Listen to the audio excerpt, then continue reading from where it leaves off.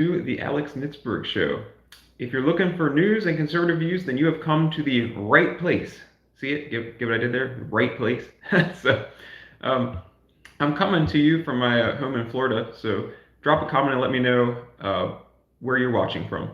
But thank you for tuning in today. Today, March 2nd, is my birthday. So, at the end of the show, I will reveal how old I am. But I invite you to take a guess and leave a comment. Like I said, I'll announce it at the end of the show, but let me go ahead and get into the monologue here. So, simply electing Republicans is not enough. We need more conservatives in government. It's not just a matter of how many Republicans are in office, whether the GOP controls the majority in the House or in the Senate, or whether there's a Republican president in the White House. Quantity matters, but so does quality. And as has been shown time and time again, a Republican does not necessarily equate to conservative. We need to elect actual conservatives, people who are willing to really fight and to stand and to dig in while standing for conservative principles. You've probably noticed that Republicans aren't all the same. Some are more conservative than others. And if you're like me and you want to see a dramatic decrease in the size and scope of government, and to see government spending slashed and taxes cut, and then cut, and then cut some more, and if you want politicians who unflinchingly oppose radical leftist gender ideology and left-wing climate ideology, and who resolutely stand against the ongoing abortion holocaust and strive to defend the lives of unborn babies, then electing moderate Republicans won't make that happen. We need more conservatives. So, before I get into the news, I'd appreciate it if you would please hit the like button, subscribe to the channel, and follow me over on X, the platform previously known as Twitter. Let me know what you think about that monologue. But let me go ahead and get started here on news. Now, I'm doing this on my phone today, so I'm going to be switching back and forth. I'm going to have to hold the phone and switch back and forth on the computer. But the first thing I'm going to be talking about here, really just showing you here, is my regular job, my full-time job, is that I'm a staff writer at Blaze Media. And the Blaze's Steve Baker just had to surrender himself yesterday to be arrested, basically. And I'm going to show you a clip of what he said about that. He was released, thankfully, but I'm going to show you. Let me flip this around here. How do I flip this around? There it is. All right, so now you can see my computer. I'm going to show you a clip of him speaking here. Here you go. They took me in, they processed me, put me in cuffs. That was the FBI, and then they put me in a car in cuffs and drove me to the courthouse, handed me over to the U.S. Marshals, who then put me in leg chains. The only thing that didn't happen that I was expecting was an orange jumpsuit. All I had to do was surrender my necktie and my belt and my shoelaces, and otherwise I was able to wear my clothes. But I did get to sport some leg chains for several hours. I've not had a chance to read the charges, but looking at our mutual friend and colleague Sarah Gonzalez's feed, it appears that they're charging you with entering restricted grounds, disorderly conduct, parading and picketing in the Capitol. Is that accurate? Are those the charges they gave you this morning? Yeah, those are the charges. Is my behavior, or is that accurate? Was that my behavior? No. And of course, we have the video to prove that. So, I'll flip this back around here.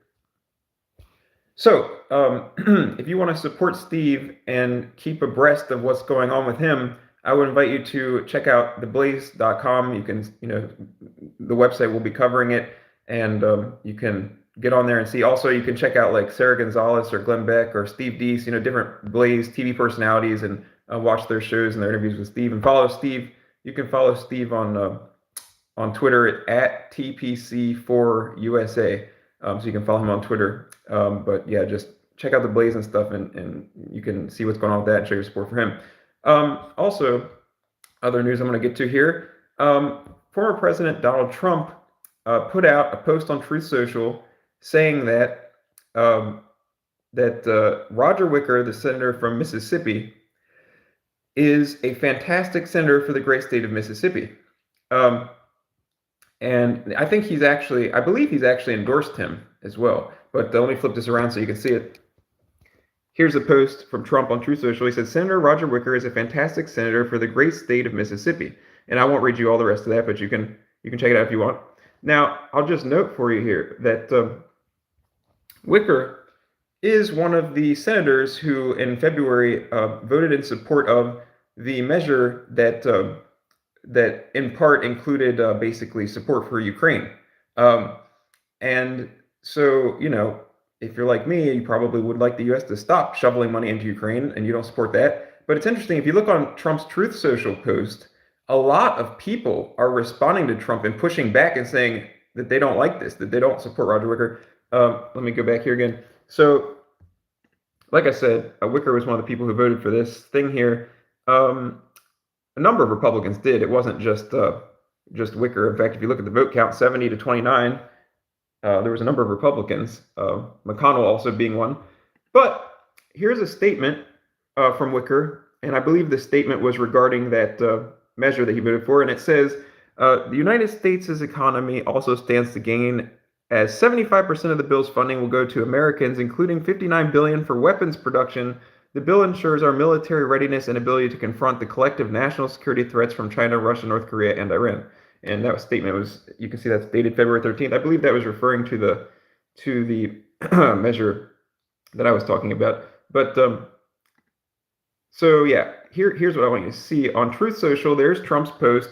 And if you scroll down here, all these people are leaving comments such as one that says, sir, those of us in MS, Mississippi feel differently. He's a rhino. Someone else said, Wicker is Ukraine first. Is there not a better Republican to select as a Mississippi senator? Like, I'm not going to read you all of these, but basically, if you get on Trump's Truth Social post, you will see a lot of people pushing back on that.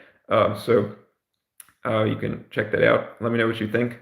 I'm not like super familiar with Roger Wicker, but I'm not a fan of this Ukraine thing, so I don't love that. Okay.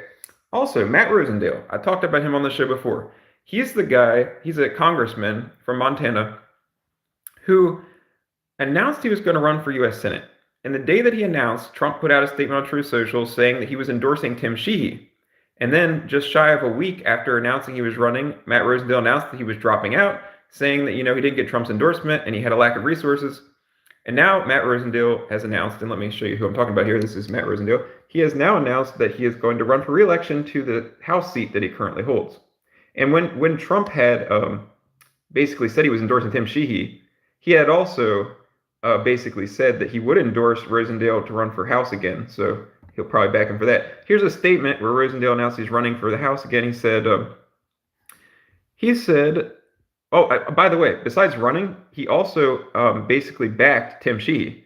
He said, I am supporting Tim Sheehy as our party's nominee so we can rally together to defeat John Tester and take back the U.S. Senate. And he said, over the last few days, I have been humbled by the outpouring of support I have received to run for Montana's 2nd Congressional District so we can continue our work to cut spending, secure the border, and restore America's energy dominance. At the urging of my family, friends, constituents, and President Trump, I announce my intention to seek re-election. So, that's an update on that. Okay, hi, Carolyn, and hello, Maxim. I see you said hello. And Carolyn R. is asking if you're talking about Steve Baker, was he put in jail? Well, it sounded like he was maybe like the whole thing. It sounded like it took hours, maybe 5 hours. I think he said on the video. You can go back and check it, but it sounded like he was pretty much released the same day. Like I don't know if he was put behind bars during those hours, 4 or 5 hours or whatever it was, but it sounded like he went in yesterday to turn himself in, and then he was also released yesterday. So yeah, so I think that's what happened. And like I said, you can look at the articles on the Blaze. You can look up Steve Baker's actual Twitter feed because he's been retweeting some of the videos and stuff that are being put out by the Blaze. Also, what is her? There's a woman. Let me see if I can find her name for you. Who's been covering it? She was there to cover it. I think her name was like Morabella. Hold on a second here. Let me see. I'll find her name. Scrolling through his feed. Where is her name?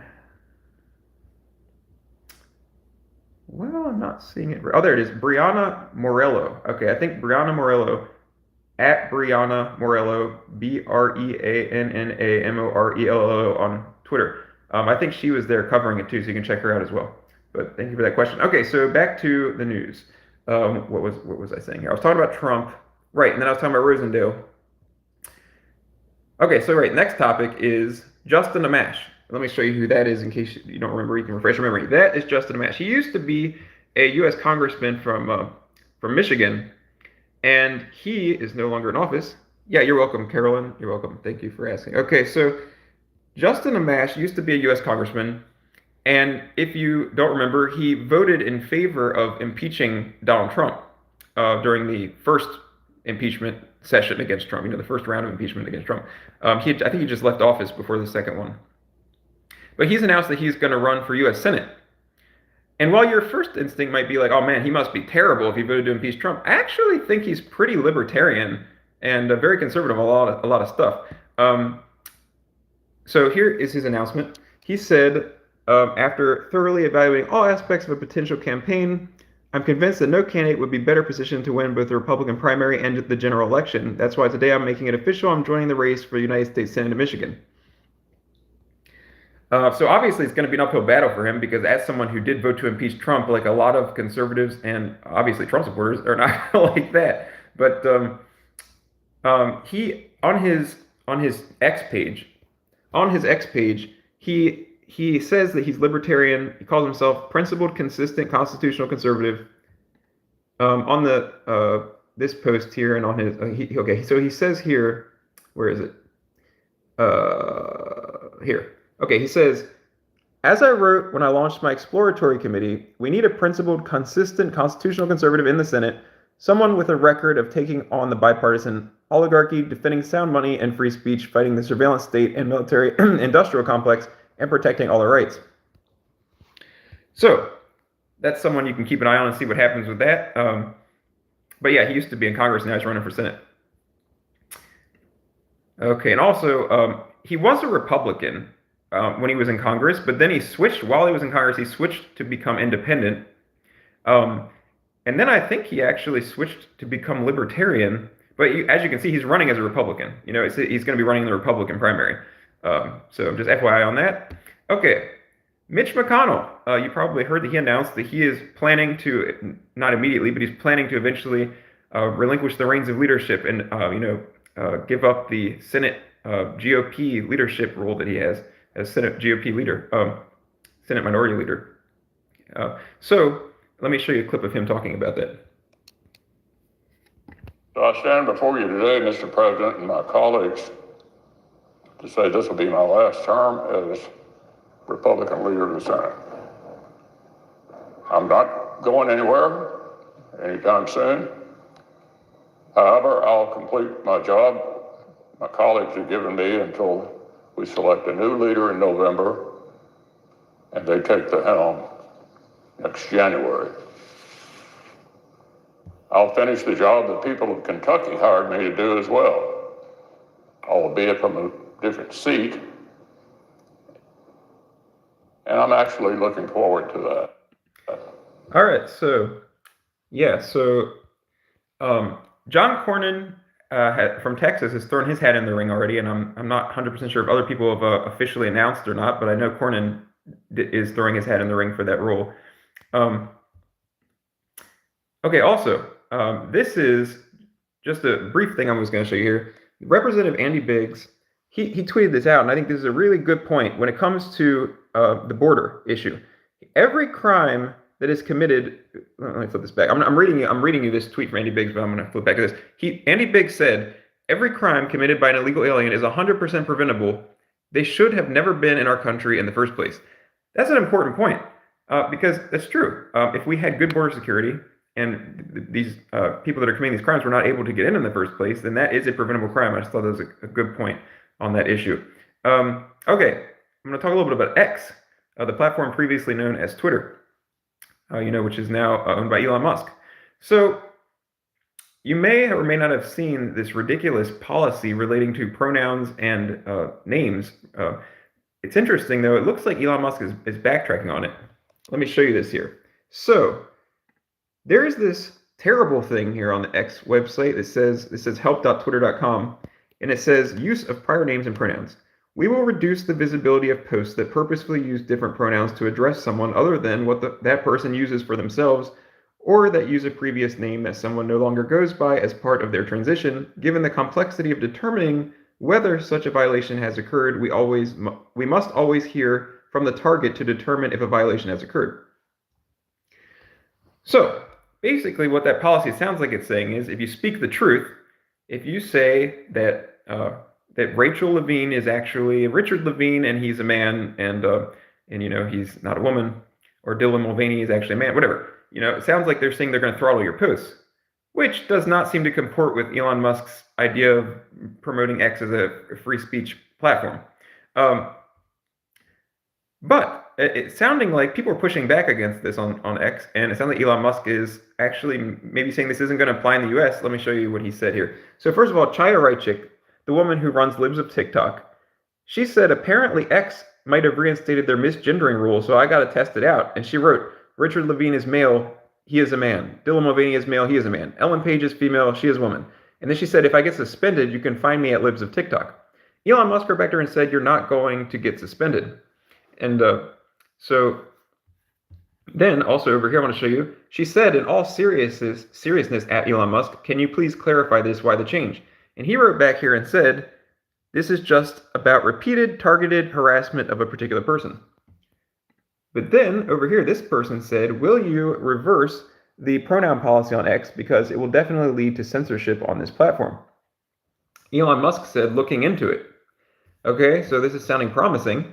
Tim Pool said, I will be terminating all ad spend commitments and verified accounts over X reinstating the misgendering policy.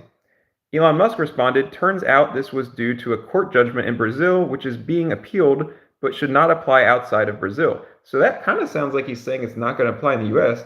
Tim Pool said there is no reason to have a misgendering or dead naming policy. If someone is harassing, then you can block them. And Elon Musk said, I agree. Okay, so that sounds like he's saying he agrees they shouldn't have this policy. And here, Tim Pool said, X is the only platform where the owner treats you like the customer and tries to engage and make it better. Thanks, Elon Musk. So, at first, that sounds bad. It sounds like, wow, what is Elon Musk is doing something that's like literally opposite of promoting the free speech platform he claimed he was creating. But now people are pushing back, and it sounds like maybe that's not going to be the case, which is good. Yeah, so all right, so that's good. I think if Elon Musk is really getting rid of that. All right, next, what have I got here?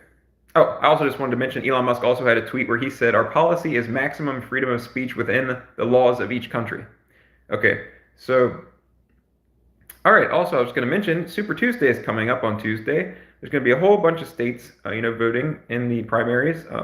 So it's not really that relevant anymore, because in the Republican presidential primary, we're down to Trump and Nikki Haley, and it's pretty obvious that Nikki Haley's going to lose because she hasn't been able to win any states so far.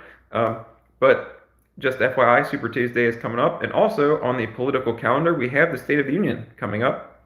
And Senator Katie Britt, I believe she's from Alabama, is the one who's going to give the GOP response to President Biden's State of the Union. But that's going to be on March 7th. The State of the Union is going to be on March 7th. And just FYI, in case you missed it earlier, today is March 2nd, and that is my birthday. So I said I will announce at the end of the show how old I am. So you can leave a comment and guess if you want.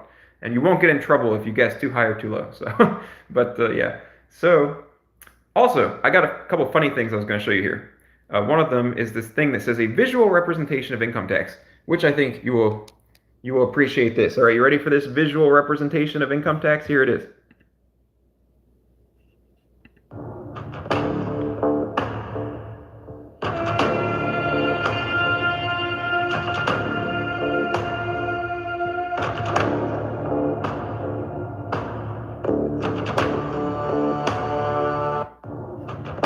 So, there you go. The bald eagle taking the food right out of the animal's mouth there. That's pretty much what happens to us, right? The government comes along, takes what you've earned, and takes it from you. So, and I guess knocks you over and sends you tumbling. So, but anyway, it's kind of funny and sad because it's a good illustration. So, hey, Perseverance 777, thank you for saying happy birthday. And God bless you. I appreciate that. And I always appreciate your support on these shows and the comments and everything. Good to see you. And Carolyn R. said happy birthday. Thank you, Carolyn. Thank you very much. Okay. Another funny thing here for you. I'm going to show you this post from Senator Rand Paul. This is actually old. I should have shown you this before, but I guess I somehow I missed it or something, but or whatever. But anyway, I saw it recently, and it's this post on Rand Paul's thing. It says, "Happy Valentine's Day. Inflation is out of control, so share the love and one of my free cards with the lover of liberty in your life this V-Day." So check this out. This one says, "Unlike fiat currency, you're worth something to me." So it's pretty funny. Let's see. Here's one that says, "Do you believe in property rights? Because I'd like to stake a claim on your heart." It's just ridiculous. And this one says, "Is it just me, or is there an invisible hand guiding us together?" Obviously a reference to the Adam Smith invisible hand thing. So yeah, there is that. Okay. And, oh, I see someone said hello from Russia. Well, hello from Russia. I'm from America, but I'm specifically coming to you from Florida. So yeah, you guys can all leave comments and say where you happen to be watching this from. But hey, having a viewer from Russia, that's neat. So cool. Thank you for watching from Russia. Okay, and so I'm at the end of the show here, and I said I would announce how old I am. So I am 32. That's how old I am today. So yep, today is my 32nd birthday. So thank you for joining me for this live stream on my birthday. And don't forget to hit the like button. Hit the subscribe button. Follow me over on X, the platform previously known as Twitter, if you have not already done that. And okay, I see. Let's see. I see someone said they're from Arizona. Antion Ball, thank you for joining me, and welcome from Arizona. Thank you, Perseverance777, so wishing me many more birthdays. Thank you very much. And okay, Carolyn is from Cook County, Illinois. All right, so we got Florida, Russia, Illinois, and Arizona. Oh, originally from Chicago. Okay, so you're originally from. I'm originally from Maryland. I grew up in Maryland, and I haven't been there for a long time because, like I said, I turned 32 and I left Maryland. I haven't really been living there there was a brief stint where I was kind of living there but working in Washington, but mostly I've just not been there. So anyway, but I grew up there. I have spent time living in Texas, not too long, but I lived in Texas at one point. I've lived in Mississippi at one point. I've lived in, obviously, Florida, Maryland, even Virginia for a little bit. And like I said, I worked in Washington, D.C. I never actually lived in downtown D.C., but I worked there and stuff. So anyway, whoa, India. Hey, somebody said love from India. Wow. India and Russia all in one live stream. That's neat. And so yeah. So all right, and thank you, the individual Transform with me from India said happy birthday. So thank you very much for that. I appreciate that. Oh, and you said okay. So Antion Ball said, "Oh wow, happy birthday, man! Thank you, thank you. I appreciate that." Yep. So this is, I gotta tell you, I normally don't do the live stream on my phone in the vertical mode. Usually I do the live stream from the software I have on my computer, and I just use my webcam built in my computer, and that's how I do the live streams. But I tried doing one of these vertical lives from my phone last week because it seemed like YouTube was pushing that and saying like, hey, if you do this vertical live, we'll push it out into the shorts feed. And so I tried that out last week, and I seemed like I had like a lot of concurrent live viewers, and it seemed like maybe it'd be a better opportunity to build YouTube channels. Anyway, so I did it this week, and I gotta say, this is like way more comments than I normally get on a live stream. So thank you for that, and everybody who's joined me. And like, I don't think I've ever gotten anybody from India or Russia before, so that's interesting. So anyway, thank you all for watching. I appreciate it. Thanks for joining me for my birthday stream. I do the live streams at 3:30 on Saturdays, so you can join me next Saturday, and sometimes I post videos in the middle of the week too. So thank you all for joining me, and you can come on next week for another one as well. Bye-bye. Oh, have a good rest of your week. Bye-bye.